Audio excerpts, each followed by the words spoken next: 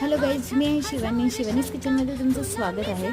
गावाकडची यात्रा चालू झाल्यात। मस्तपैकी चुलीवरचं मटण रस्सा बनवूया। त्यासाठी तव्यावर तेल टाकून खोबरं आणि कांदा भाजून घेतला, फुटाण्याची डाळ भाजून घ्यायची, त्यासोबत टोमॅटोही भाजून घेतला, आलं लसूण कोथिंबीर ॲड करून हे सगळ्याची पेस्ट करून घ्यायची। फुटाण्याची डाळीची वेगळी पावडर करून घ्यायची। मस्त तेल टाकून मसाला परतून घ्यायचा।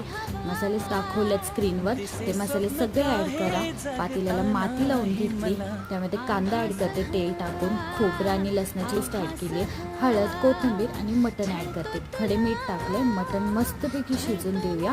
त्यानंतर पाणी टाकूया, पाणी टाकून व्यवस्थित शिजून द्यायचं आहे मटण। आणि आपण परतलेला मसाला त्यामध्ये ॲड करूयात आणि जे आपण फुटाण्याची पावडर करून ठेवली त्यामध्ये थोडंसं पाणी ॲड करायचं आणि तेही त्यामध्ये टाकायचं। मस्त झणझणीत रस्सा तयार आहे।